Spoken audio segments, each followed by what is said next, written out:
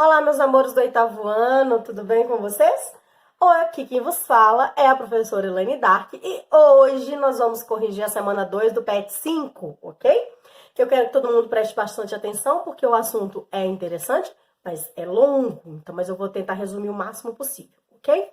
Nós vamos falar hoje, sobre a consolidação e o declínio do governo de Dom Pedro I no Brasil, Nós sabemos que ele assume o Brasil em 1820, ainda como príncipe regente, porque o pai dele voltou para Portugal, o Dom João VI.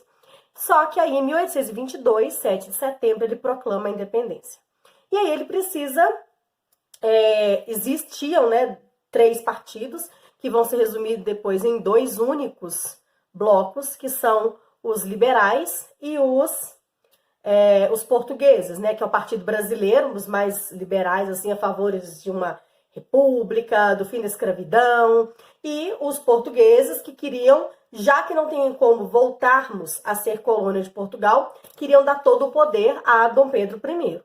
E aí o que acontece? Em 1823, o Antônio Carlos de Andrada e Silva, ele resolve reunir os deputados que haviam sido eleitos, e esses deputados iriam criar uma constituição para o Brasil. Então, eles se reúnem numa Assembleia Constituinte, fazer uma reunião para criar uma Constituição para o Brasil. E essa Constituição ficou conhecida como Constituição da Mandioca. Por quê, gente? Nossa, meu cabelo hoje tá uma beleza. Por que Constituição da Mandioca, gente? Porque, na verdade, eles estipularam, olha, só vai poder votar, só vai poder participar da Constituição a pessoa que tiver pelo menos 150 alqueires de mandioca, de farinha de mandioca. Então, por isso, ela ficou conhecida como Constituição da Mandioca. Uma Constituição que deve ser uma coisa, um conjunto de leis para organizar o Estado, para garantir os direitos e deveres da população, era, na verdade, uma Constituição que o principal princípio dela era ter dinheiro. Então, estabelece-se aí o chamado voto censitário, que só pode votar quem tivesse uma renda mínima. E, no caso, essa renda mínima era os 150 alqueires de mandioca. Só que aí o Dom Pedro percebe que essa Constituição que está sendo criada não é uma Constituição que vai favorecê-lo, pelo contrário, é uma Constituição que vai atrapalhar muito a sua forma de governar, vai diminuir o seu poder. O que é que ele faz? No dia 12 de novembro de 1823, ele dá um golpe nos deputados, tá? Não é o golpe físico, não, gente. Ele manda fechar a Assembleia, dissolver a Assembleia e falar, olha, tudo que vocês fizerem até agora não adianta nada, porque a partir de agora eu vou escolher as pessoas que vão me ajudar a fazer a Constituição, tá? E aí, em 1824, o Dom Pedro promulga a primeira Constituição do Brasil. Para mim é outorgada, mas consta, como promulgada. O que é outorgada, gente? É de cima para baixo.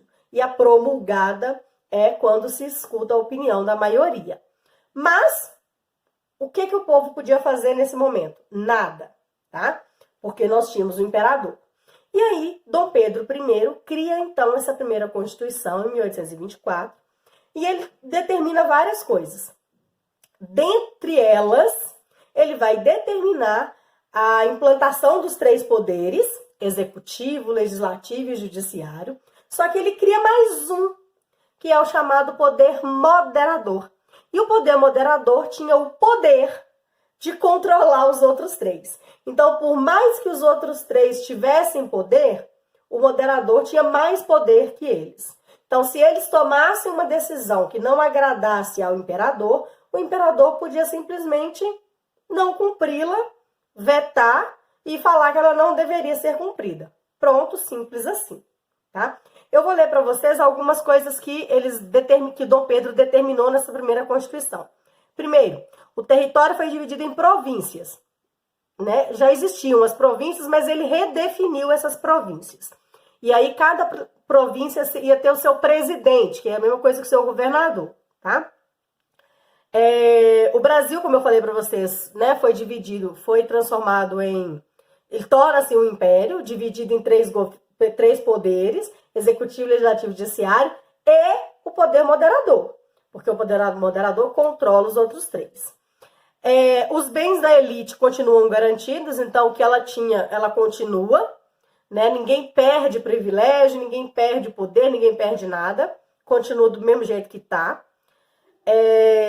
O catolicismo torna-se a religião oficial do Brasil, porque ainda nós não tínhamos uma religião oficial como país independente, tá? Nós tínhamos uma religião oficial que era o catolicismo como colônia de Portugal. Então ele estabelece o catolicismo como religião oficial. O direito ao voto para o legislativo, né, no caso dos deputados, senadores e tal, ele era indireto e censitário. O que é isso? Algumas pessoas iam poder votar. E quem eram essas algumas pessoas? Quem tinha um certo poder aquisitivo. Ou seja, elite votando na elite. Povo fora de tudo ainda, tá? Com o passar do tempo, Dom Pedro começa a desagradar muito a população, porque todas as decisões dele eram muito autoritárias. Ele queria mandar em tudo e não queria ouvir a opinião de ninguém. E aí ele começa o país estava em crise gigantesca por vários motivos. Primeiro, porque ele precisa restabelecer o sistema produtivo, porque agora nós não tínhamos Portugal mais para nos ajudar financeiramente, né? Se caso houvesse necessidade. Porque agora nós somos independentes, né? Sabe quando você faz 18 anos, que seu pai fala, vai, se vira?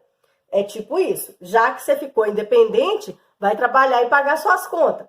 Então, a gente tinha que ter um novo sistema produtivo, né? Que organizar esse sistema produtivo para voltar a termos lucro. Segundo, nós tivemos uma despesa muito grande de defesa, porque nós tivemos que nos defender caso os portugueses, né, caso Portugal resolvesse atacar para tomar o nosso território novamente e nos transformar em colônia novamente.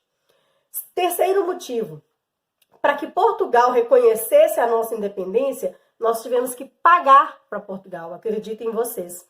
Nós tivemos Dom Pedro I, teve que pagar para o pai dele, para o pai reconhecer que nós éramos independentes.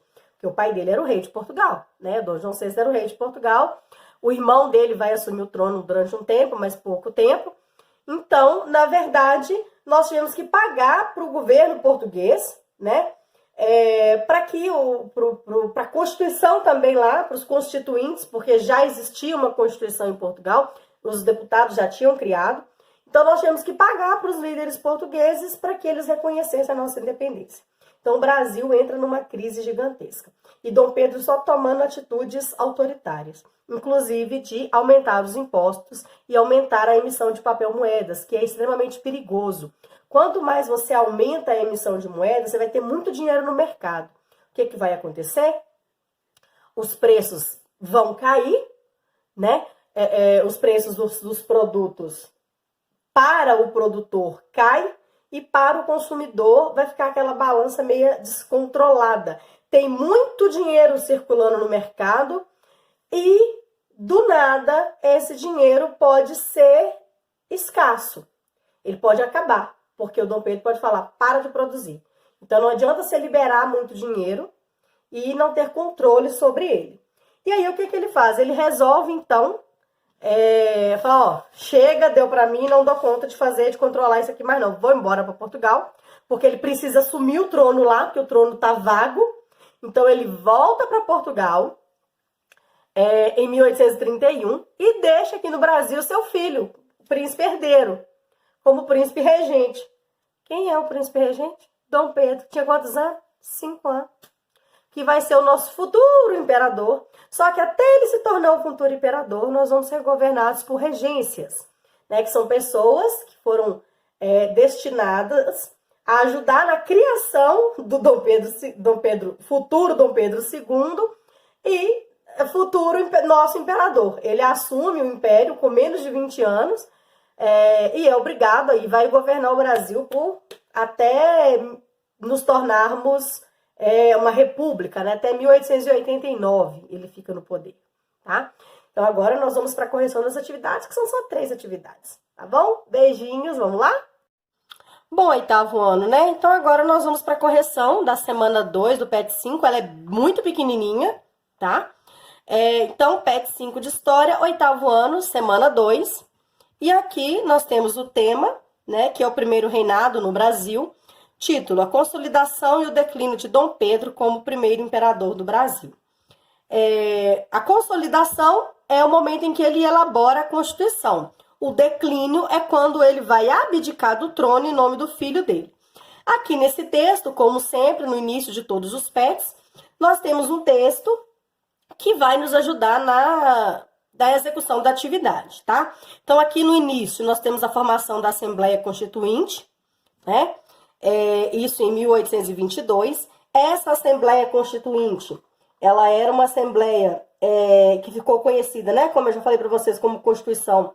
Queria elaborar uma Constituição baseada no poder financeiro das pessoas, que era determinado por 150 alqueires de farinha de mandioca, por isso que ficou conhecido como Constituição da Mandioca.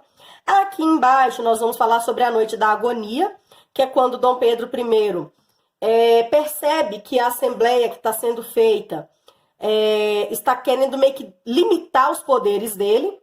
Então ele dá um golpe no dia 12 de novembro de 1823, né? Fecha a Assembleia, acaba com ela, e ele, junto com alguns amigos, companheiros dele, elaboram a primeira Constituição e promulgam ela em 1824. Claro que com o auxílio, né, da elite agrária e continua com o seu autoritarismo. Aqui embaixo nós temos algumas determinações, entre elas a criação do poder moderador. E aqui embaixo nós já vamos ver um pouco do declínio, porque ele começa a aumentar os impostos, emitir mais papel moeda, o que é, gente, um perigo enorme para a economia, tá? Muitos bancos vão à falência, inclusive o Banco do Brasil, que é inaugurado naquela mesma época, né? Poucos anos depois já está decretando falência. Aqui nós já temos a abdicação do trono em nome do filho dele, né, o Pedro de Alcântara, que vai se tornar Dom Pedro II, só que Dom Pedro ainda tinha 5 anos, então ele vai ser governado por alguns regentes, tá? Nós vamos ver depois. Então vamos lá para a primeira pergunta. O que foi a Constituição da Mandioca? Eu acabei de falar sobre essa Constituição para vocês. Foi um projeto de Constituição para o Brasil feito em 1823. O voto apenas para quem tivesse pelo menos 150 alqueires de mandioca. Ou seja, os ricos era o chamado voto censitário.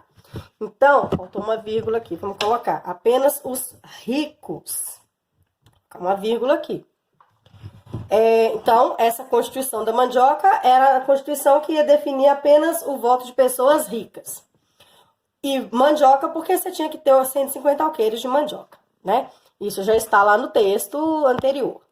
O que foi a Noite da Agonia? Foi um golpe dado por Dom Pedro I na noite do dia 12 de novembro de 1823, quando ele dissolve a Constituinte, que para ele queria limitar seus poderes. A partir de então, ele determina a elaboração de uma Constituição que atendesse os seus interesses, que é quando ele cria o poder moderador. Né? A gente teve os outros 3 poderes, né? Executivo, Legislativo e Judiciário, mas o moderador comandava os 3, perdão. E última questão. Na Constituição Brasileira de 1824, explique qual a função do poder moderador. Acabei de falar. Ele permitia o controle dos demais poderes pelo imperador Dom Pedro I. Ok? Então, terminamos por aqui a correção da semana 2 do PET 5. Qualquer dúvida, podem me procurar que eu estarei à disposição para atendê-los. Abraços da professora Elaine Dar.